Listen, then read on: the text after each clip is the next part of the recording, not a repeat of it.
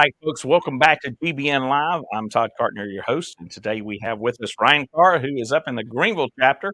Actually in the Greenville area. He is a mortgage lender, and he's in our Powerdersville chapter, and we're going to get him on the air here in just a moment. We want to thank our sponsor, Grand Strand Law Group. You can reach them at 843-492-5422. They want to be your trusted choice. They're real estate attorneys. They do trust, wills, and all that kind of stuff, and they are located in Myrtle and North Myrtle Beach. So you can give them a call at 843-492-5422, or you can reach them online at grandstrandlawgroup.com. We want to get a bunch of questions today, and we also want to get your comments on how you like our new set design here. We've updated that once again last night. Guys, let us know how you feel about those.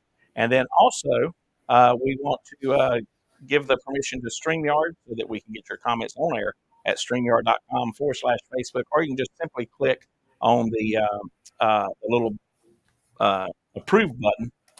I'll get it right in a minute. The little approve button whenever you log into Facebook. So, guys, if you have any questions, make sure you ask them so we can get them on air. Stay tuned. GBN Live. We'll be right back.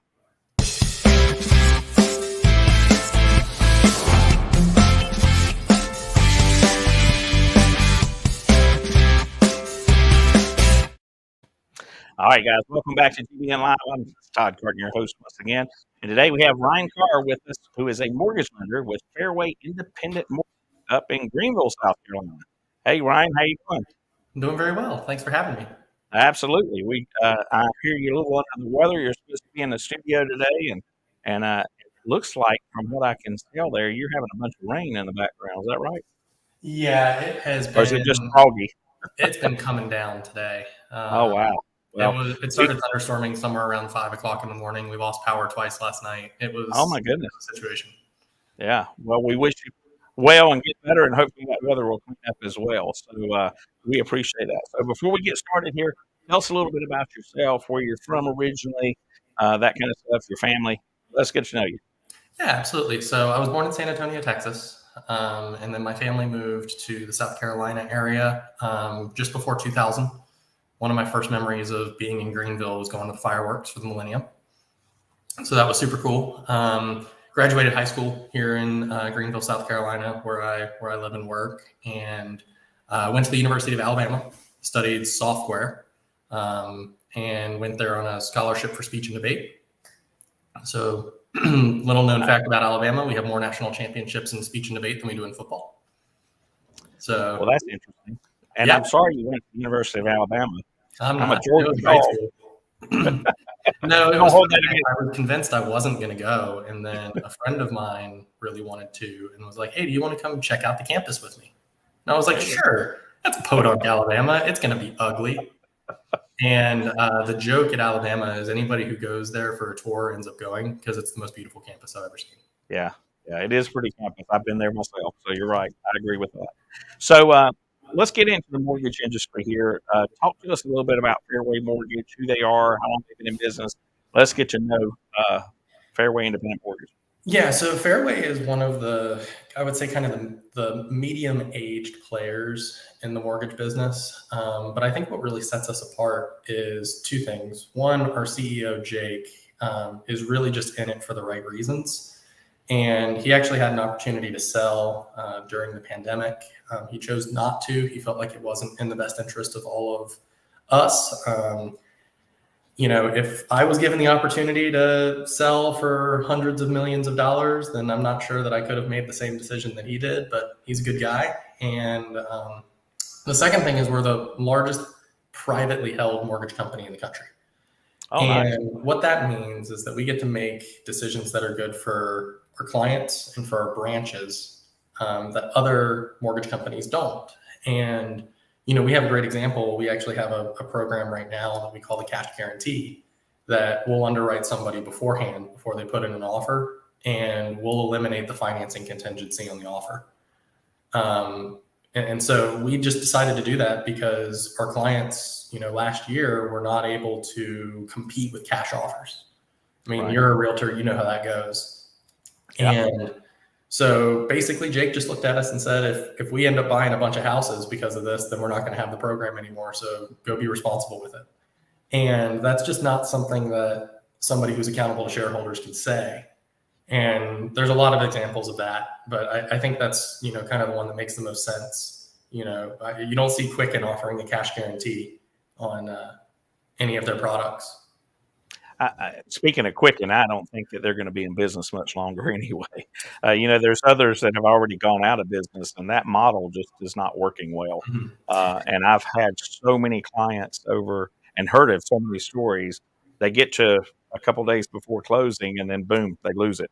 So the other thing that I think makes us really special is we operate everything on the branch level, and you as a realtor know that accountability is incredibly important in the mortgage world. And that's a big reason why realtors don't like using big banks or people who, are in other states.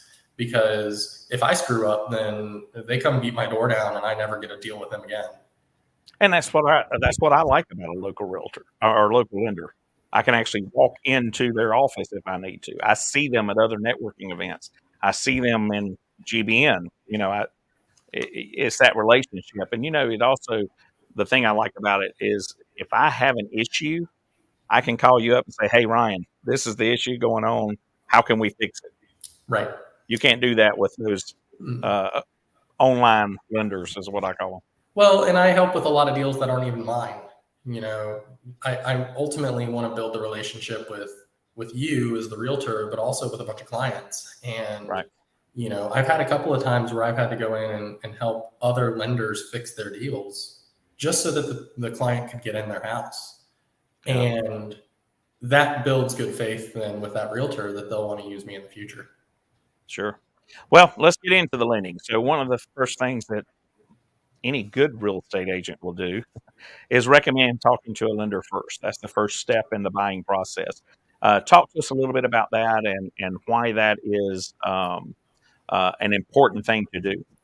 So I think there's two things to talk about here. One, you don't go to Walmart without your wallet, right? You don't go shopping without knowing how much money you're able to have and able to spend. And when you're looking to buy a house, one of the worst things that people can do is go in and put an offer on something that they can't afford. And so talking to a lender first gives them a budget, because every lender is different, sure, but we play by the same rule book. And what you're really looking for is a lender who is going to be thorough up front and who's going to ask you for more documents than the other lender. That, is going to ask you more questions and is going to make sure that you understand what are all the fees that are associated with it. Because, one of the things that online, real estate websites don't do is tell you a realistic number for what the mortgage payment on this house is going to be. They're assuming you're putting 25% down. They're assuming you're not escrowing your taxes and insurance. And so I see a lot of times people going in and saying, hey, I want to spend $1,000 a month and I want a $200,000 house. And I'm like, yeah, that's not going to happen today. So here's why, or here's how we can get you there so that you can buy the house that you want, even though you're not there right now. And so it gives you a realistic expectation for what you can afford and how much you can pay each month for it. And then two, it makes sure that the real estate agent on both sides isn't wasting their time. Because the worst thing that a rookie agent or any real estate agent really can do is put somebody who wants to buy a house and is willing but unable in their car and showing them a house. And so A, it gives that person their budget, but B, it gives the real estate agent the assurance that they're able to actually go buy a house so that they can move forward. And one of the things that I find true with these online lenders is almost like just a transaction. It's cut and dry. It's black and white. There's no, hey, I got this little issue. How can we fix it? And how quickly can we fix it so we can move forward? And the other ones, it's just approve or deny, move on. And well, you don't have and one thing I find with a lot of those, online mortgage companies is they're not asking enough up front. They may ask you, how much do you make per year? And you may say, oh, I make $60,000 a year. But they're not asking, are you self-employed? Oh, you are? Oh, can I see your tax returns? Oh, well, because according to Uncle Sam, you wrote off $40,000 last year and you may have made 60, right. But according to me, you only made 20. So they're going to go get an approval letter from somebody who just asks them how much money they make. But that's not real. And when they put that contract down and they get that inspection and they order that appraisal, they'll find out they can't buy the house, and then they just lost $2,000. Yeah, that's so true. Well, let's talk about the pre-approval process.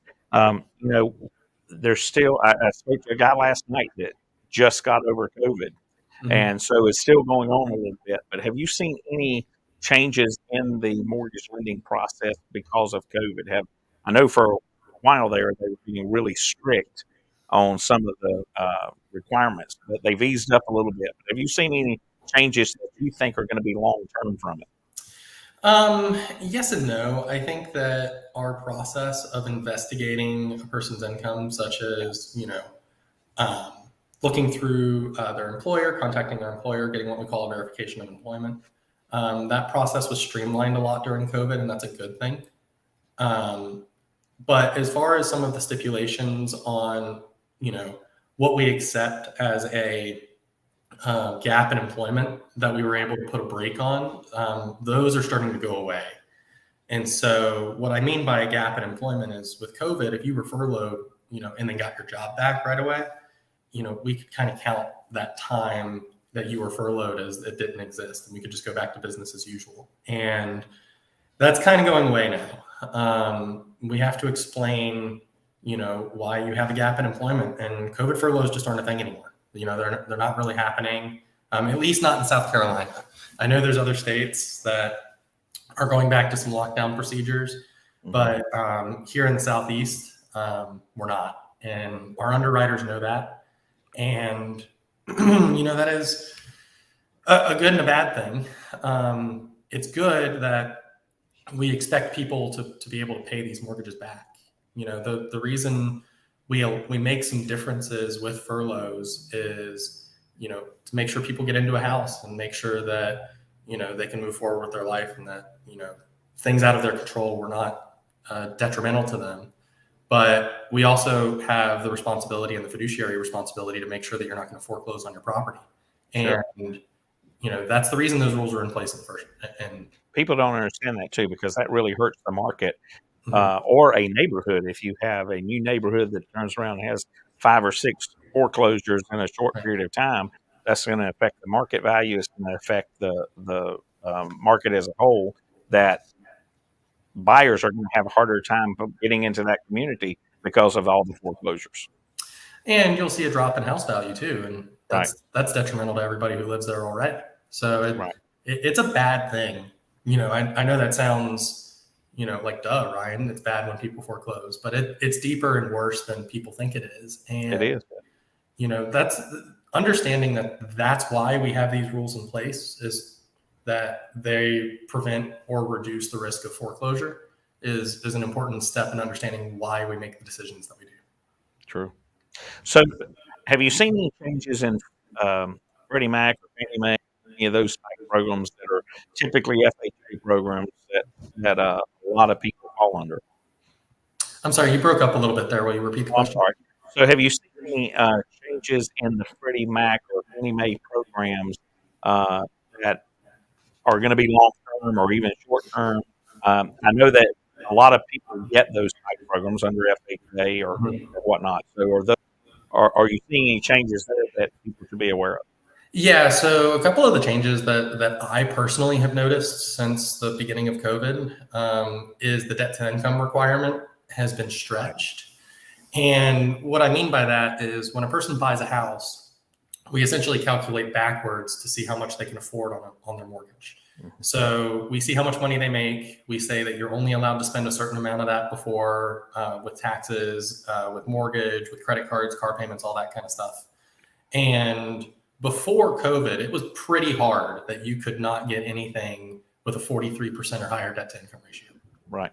And so one of the things that what we call DU and LP, which are the automated underwriting systems that approve a file and just kind of give it that first layer of approval, is it's doing a much better job now of assessing the person overall and allowing us to go to higher debt to income ratios if there are certain factors present, such as, they make more money, or that it's not all their house. Maybe they've got a business loan. Maybe they've got credit cards that they're paying off. Maybe they've got student loans.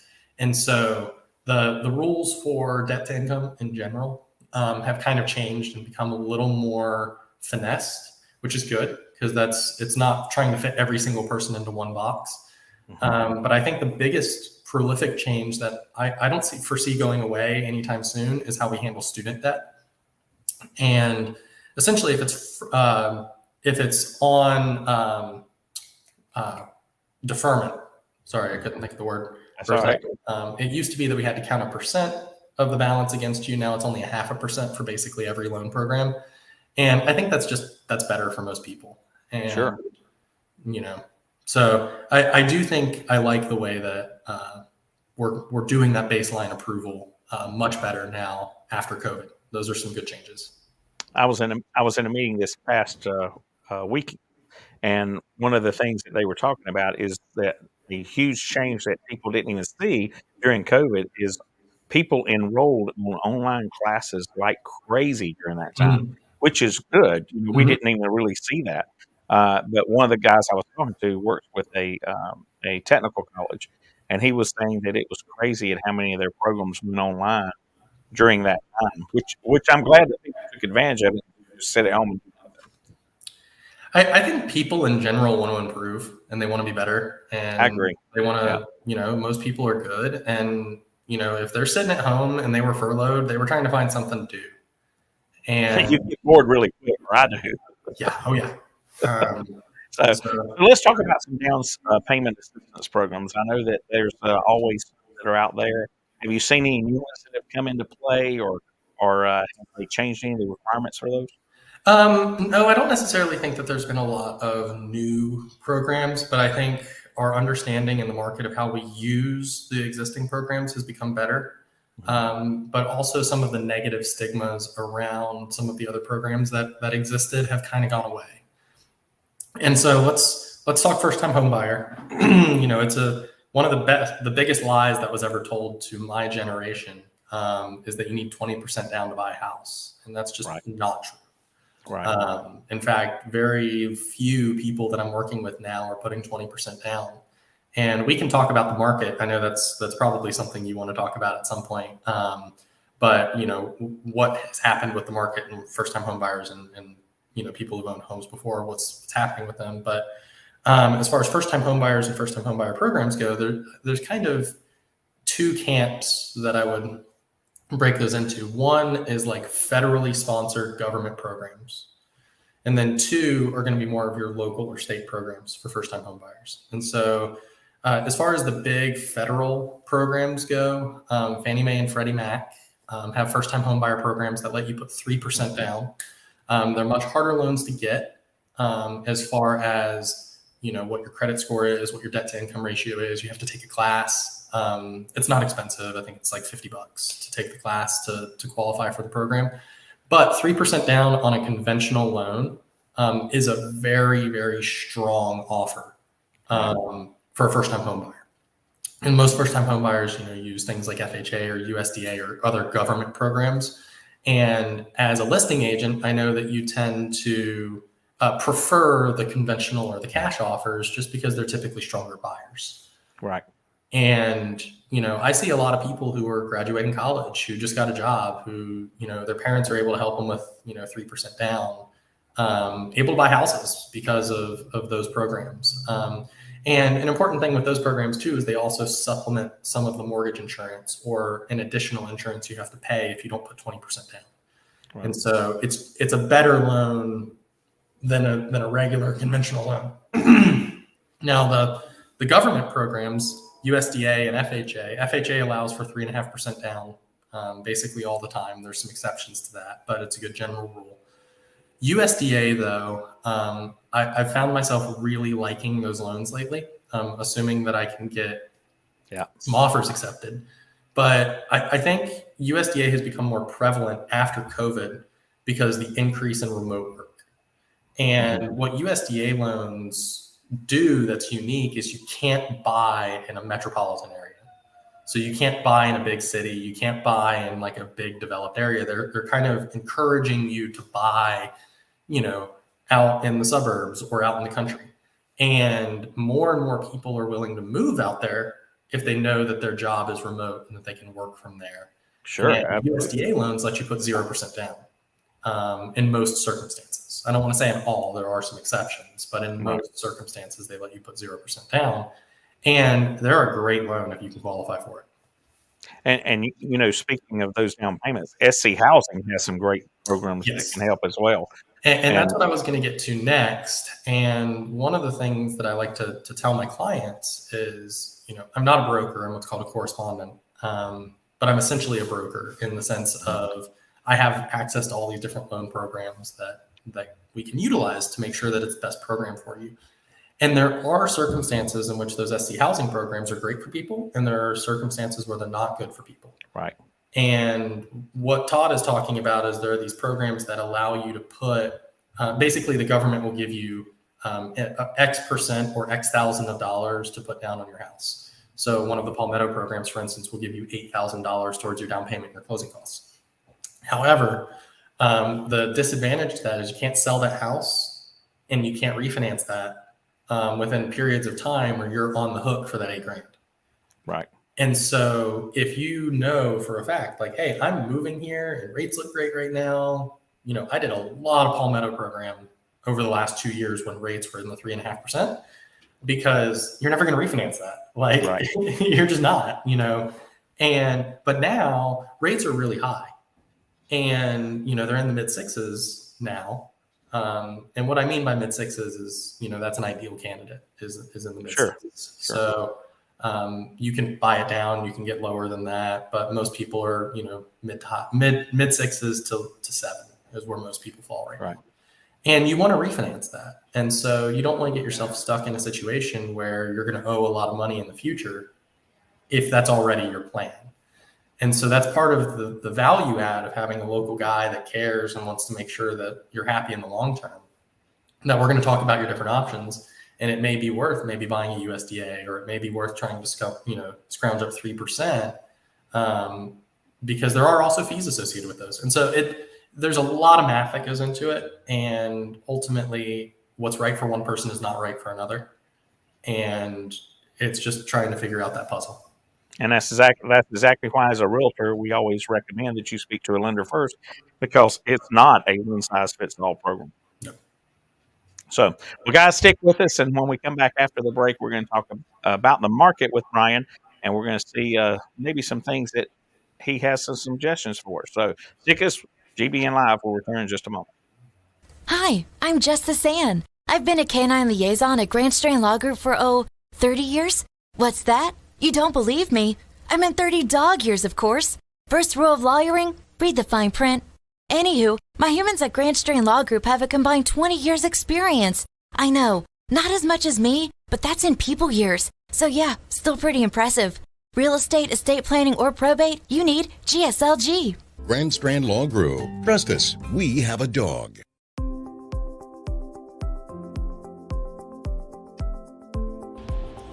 Great Business Networking grew out of the idea that by creating lasting friendships within the community, we can make the community even better. I was looking to network with professionals and to be able to refer my clients to somebody that I trust. Well, it's really important to trust the members of the group, because we really generate quality referrals, and to know somebody, be friends with them, and get that qualified referral is the key to success. It is networking, but it doesn't feel like networking, and that is important to me. I come to the meetings, I have fun, I make great connections, and I help grow my business.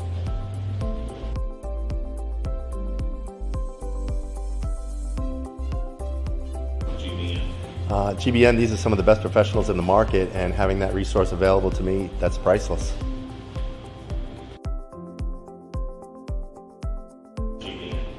Well, GBN is a network of business professionals that build long-lasting friendships that will not only grow my business, will grow yours as well. That's what referral marketing is all about. GBN really is the most important marketing for your business. Check us out today.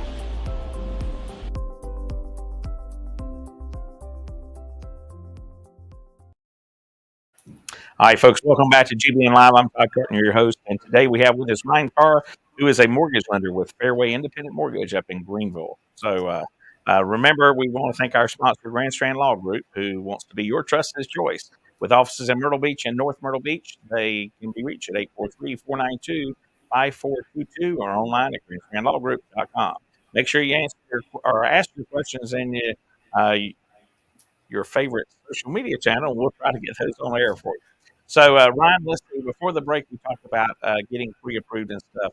Let's get into this a little bit more about what is needed and maybe, and I'm going to get into this a little bit more too later, but some things that you can do to improve your credit or even get credit in a short period of time. Sure. So I really like to think that pre-approval is 3 legs. You've got credit, assets, and income.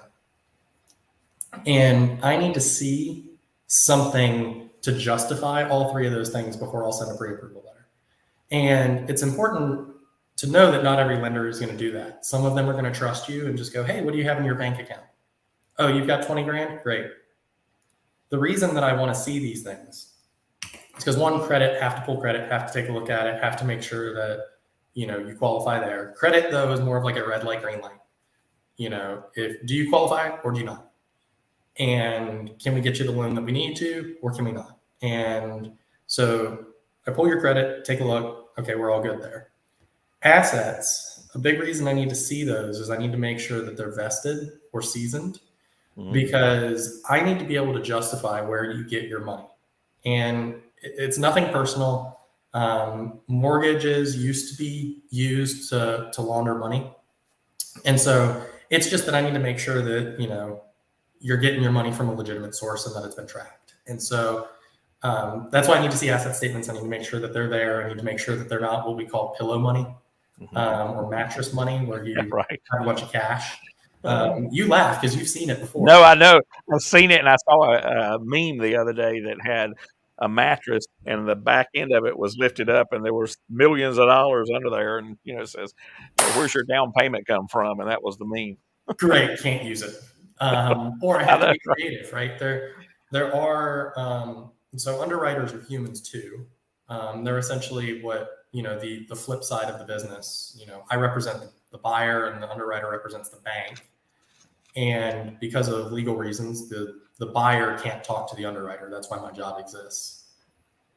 And sometimes they can be reasoned with, and if we can justify that, hey, this buyer is dumb and they didn't know that they couldn't use that money, but we can still legitimately source where they got the money from, then sometimes we can use it. But it's a lot of hoops to jump through. And if we can avoid that, if you're looking to buy a house, go put your money in the bank right now. Do it. Now, could we go and deposit that cash to the mattress in mom and dad's account and then have mom and dad give you a that is one of the ways around it. And it depends on the loan program. FHA will ask for mom and dad's bank statement. Gotcha. And so you just got to make sure that you're doing it with a program that doesn't ask questions where mom and dad got the money from. There you go. Or maybe there's enough under the mattress that you can just pay cash. Who knows? So, Ryan, how do you feel that the market's going right now, and what do you see it changing in the coming year when it comes to mortgage lending? So right now we're kind of in a weird space because most of what I'm working with right now is first-time home buyers, and they're being pushed out of the rental market. They are. Get this, landlords are smart. They track data, and they will track what interest rates look like, and they'll raise their rent accordingly.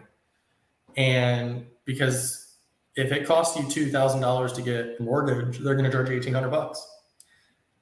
And the reason they do that is so that they can pay off their own mortgages and, their businesses. And, every business tracks data to know what to charge.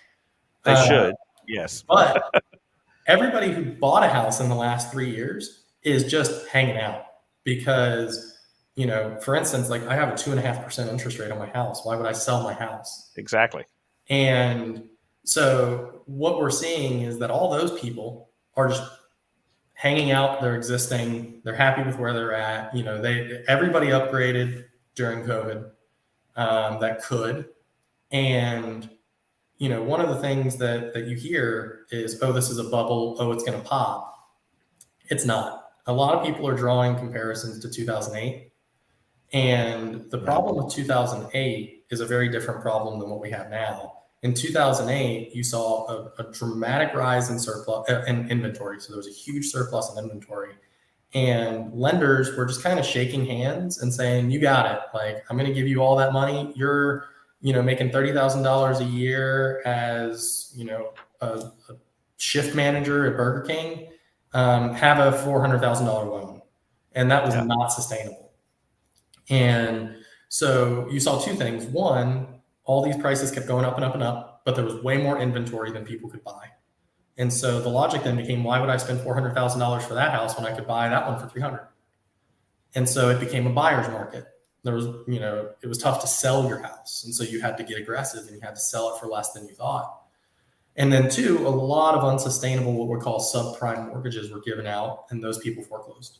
No, not all of them. Some people were responsible and some people only got a loan that they could afford, but not everybody. And all it takes is a couple of foreclosures and, like you said, a market or a bank or whatever started reassessing. Right. And so right now, we're not seeing those people move. Values in homes are not going down because those people who bought those houses are not selling. Exactly. And, if you bought your house for $250,000 and you got a 2.5% interest rate on it, and somebody comes along and says, I want to buy your house, you're going to go, nope, you can give me like $400,000 for it, maybe. Because where are you going to go? Right? Until rates go back down a little bit, and those people have no interest in moving. And not only that, but we still have inventory problems. The reason we saw dramatic increases in prices over the last couple of years was because building was not anywhere to be seen. COVID shut down builders. And then we had certain markets, like the Greenville market exploded because with the increase in remote work, people were moving out of big cities. Cities like New York and Los Angeles and Austin, these big, metropolitan areas were losing people, where these kind of mid-sized cities gaining people like crazy. Yeah. And that same thing happened down in Myrtle Beach where we are. It's and I don't know how familiar you are with the county that we're in, but one of the furthest away cities or towns from the ocean is Aner or Gallivan's Ferry. Mm-hmm. I've lived here for 33 years, and I never in my life thought I would see a subdivision going out there, and they're popping up everywhere. Mm-hmm. And they're not your $150,000 homes that you would think they would be in that area. They're 250, some 300. I've even seen some that are in 400,000. And I'm like, that's just crazy. And it's probably a good 40, 45 minutes from the beach from that area. Mm-hmm. But we're seeing it. And like you said, so many people are working from home now, and it does make a difference. One of the things we did is it kind of slowed down a little bit, but we were seeing a huge uptick in condo sales. Mm-hmm. I don't know what the Greenville market's doing there as far as condos and things like that, but are you seeing that as well? And is there a difference from a mortgage lender's perspective in getting a single family home loan versus a condo loan? Yeah, so I'm going to answer that in two ways. One, we are seeing an increase in condos, but one thing that I find condos wise is it's much more prolific for people to buy a condo as a second home. Right. And you're going to see that a lot more in areas around the beach. And so, yes, we do have some condos that are going up. Downtown Greenville is getting really big because Forbes needs to stop telling people it's one of the best places to live. Seriously, stop. It hurts us too. But so we have a bunch of people moving to downtown Greenville. So we have a bunch of apartments and condos and stuff being built here. But two, understand that, and this is to answer is it more difficult to get a single family home versus condo? Understand that getting a mortgage is all about weighing risks versus reward from the bank's perspective, right? And a single family home is purchased with land, it's purchased with insurance. If something happens to that home, it gets rebuilt. Condos, you own zero land. You own kind of this metaphorical block in the air. And so it's just much more risky because what if Joe Schmo 3 doors down leaves his stove on and burns the whole condo complex to the ground? Right. So yes, you definitely can get a mortgage for it. And I see you. I see Sam's watching. I see her. She says that Greenville's the best place to live. Well, you haven't lived in Myrtle Beach, Sam. I was picking. Thanks for watching. What if Greenville is lovely. But so yes, you can, but there's a lot more stipulations to it. The amount that you have to put down is higher. The rate that you're going to pay is higher. The insurance you're going to pay is higher because there's more risk on foreclosures. There's a higher rate of foreclosures on condos, and there's a higher risk of if something happens to the structure, i.e. natural disaster or fire or something like that, that it won't be rebuilt to the proper standard. Yeah. Well, it's interesting, and I'm sure you're familiar with Ryan, but they have built some beautiful condos around the Greenville area, and they're starting to build some here, and they're actually even tucked away a little bit. They're not even out on the main highways, but they're $350,000 condos. But these places, well, townhomes, I guess I should call them, and they're absolutely gorgeous. So townhomes are different than condos. I'm glad you brought that up because guess what a townhome does have? It has land. Land. Yep. You own the land. So if your whole townhome complex burns to the ground, the whole unit of 4 or whatever, you own that little strip of land and you can build a new townhome on it. And so you can get your money back. Even if everybody else is uninsured, you can still rebuild. Right. And that's an important distinction. We don't treat townhomes as condos. We treat them as single family homes. Yeah. Great. Well, Ryan, before we go, let's talk about credit repair right quick because I think that's one of the things that a lot of people face. A lot of people are facing it with the recent COVID pandemic that we had. But what are some ways that they can either correct their credit quickly or establish credit quickly? And I know you have a simulator that almost all mortgage lenders use. So not every mortgage lender will use it. The thing that you realize, and this is just with experience, if somebody comes to you and it has bad credit, there's about a 10% chance that they're going to do what you ask them to do to build their credit back up. And so most mortgage lenders, if they pull your credit and you're below a 580, they're not going to want to talk to you anymore. And I'm not that. I do enjoy talking with people who have lower than 580 credit. And it's real. It's 1 in 10 will work hard to get their credit where it needs to be. But if you're willing to put in that time, those are the people who will cheerlead for you on top of the mountain. 100%. You're putting a lot of time and energy. In fact, I have a client right now who is the person I have had pre-approved the longest amount of time. She's been pre-approved for 1.5 years and still hasn't found a house yet. Wow. But a big part of that was she wasn't able to qualify for the loan that she wanted. So I've been coaching her on how to, pay off this debt and call this person and get this deleted. And so as far as just generic tips for getting credit, the first thing you need to do is get your head out of your sand. Go download Credit Karma, download the Experian app, download something that lets you look at your credit. It's not going to be the same number that I see. Everybody has different credit scores for different types of industries. So if a mortgage company pulls your credit, it's going to be different than if an insurance company pulls your credit and if a car company pulls your credit. If you've had a repossession on your history, that's bad and it hurts your credit, but it doesn't exclude you from buying a house. But it will probably exclude you from getting a car loan. And so your car credit score will be lower than your mortgage credit score with a repossession. Same thing with a foreclosure. You get a foreclosure, you're not getting another mortgage for a long time, but you might be able to buy a car. So it's important to know that like Credit Karma and Experian, they'll tell you a score, but it might not be the score that I see. And so as far as and sometimes, I'm sorry to interrupt, sometimes that could be 40 points off or more. Oh, absolutely. Between Credit Karma and what you would pull. Absolutely. Yeah. I've seen, I think 40 or 50 is probably the most that I've seen, but very frequently it's 20 points off. Right. And so, one of the things that people really need to know is how to handle credit, because they think, oh, if you go get a credit card and then you throw it in your safe, that helps build your credit. And it really doesn't. An ideal credit profile, this is how you get to like the 800s, is you have a mortgage, you have 2 credit cards. One of those credit cards has $0 on it, and it's just sitting there. The other one you have to use.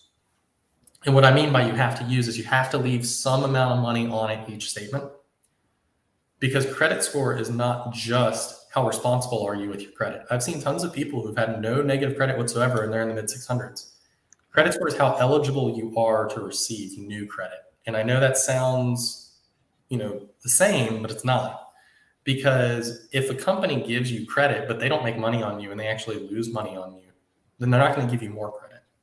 Sure. And so you need to pay some amount of interest, even if it's like 10 cents of interest on at least one of your cards, because when it gets reported to the credit bureau, it doesn't say, "Ooh, I made $10,000 on this person." It just says, "I have a debt with this person and they're paying me interest." And so the credit bureaus are going to go, not only is that person responsible, but they're also using their credit, which means they're eligible for more. Right. Well, Ryan, thanks so much. You had a lot of great information today. If you guys want to get in touch with him, you can reach him at 864-518-6035. That's 864-518-6035, or you can visit him at ryancarr.com, and that'll take you to his website where you can apply and find all kinds of information about mortgage lending. Ryan, before we go, I want one more question for you, and I want to talk to you about what referral networking means to you, and specifically why you chose GBN, because you were one of the first that reached out to us up in the Greenville market, and we greatly appreciate that. But we want to hear what you have to say about it. So I think referral networking is really important for me in my business in two ways. One, when I talk to a person, they kind of need to trust me. And the reason for that is because they're giving me very sensitive information. They're giving me tax returns. They're giving me their Social Security. I'm pulling their credit. And sometimes it's not enough to just know that I'm federally licensed, right? Sure. I'm federally licensed through South Carolina, through the United States federal government. If I go and misuse that information, it's very bad for me. So I'm not allowed. Right. Right. Same with us as a realtor. Yeah. Right. But having somebody come to you and say, "Hey, I know Ryan, he's going to do a great job. Trust him," is excellent, because then I don't get any pushback. I don't get any, "Oh, well, why do you need this?" "Oh, why do you need to see that?" "Oh, I talked to another lender and he doesn't need my tax returns yet. He just said he could give me an approval." Right. Okay, well, I need them. So let's chop, let's go. And I'll explain to them, why I need them. I want to make sure that they're not getting in above their head and all that kind of stuff. So having a referral from somebody who just says, "Ryan does a great job, trust him," is so powerful, because it just lets me get my job done more effectively. And I'm going to treat them well, and then they're going to refer people to me in the future, and how that person wants to be treated is also, they feel a lot more confident in being able to ask the questions that they want to know, or just being able to say, "Hey, I trust you, go get it done." Right. But two, real estate agents and mortgage lenders are very similar in this way, that when we interact with somebody and we have a client, we get very intimate with that client. And, we learn a lot about them. We talk to them a lot. And especially when they're moving to a new area, they may come to you or me and ask, "Hey, I need a plumber. Hey, I need a roofer. Hey, I need a good restaurant. I need an attorney," whatever. We become the go-to source for that. Right. And you become a go-to source for that. And it's important that you don't just say, "Hey, go find one on Google," because if you keep sending them to Google, they're going to stop coming back to you. Yep. And you just want more people in your spheres of influence. Industries like ours benefit greatly from, being friends with people on Facebook and being able to interact with them positively, because then, when their friends need a mortgage lender, they're going to refer you. And so that's a very important thing. And so I want to stay that center of focus. And if they come to me needing something, "Hey, I need a good pest control guy," having somebody in a referral networking that you trust, because that's an important thing about GBN. It's not just we're going out and getting the first person that, fills that empty seat. We're interviewing them. We're making sure that they fit in with the group. We're making sure that they provide good quality referrals, but also, and this is incredibly important, that when we send them somebody, they take care of them. And that is a huge benefit to having GBN or any kind of networking group that you can trust with people, is that when I send someone to Steve Garrison, who's my life insurance and financial advisor guy, that he's going to treat them well. Because if he treats them poorly, then I just lost that referral for life. Right. But he's also lost And that's what is nice about GBN holding each other accountable. He's also lost your business. Yeah, right. So it holds us each accountable. And accountability is good in business. It is 100%. So, well, Ryan, thanks so much for joining us. We greatly appreciate some awesome information.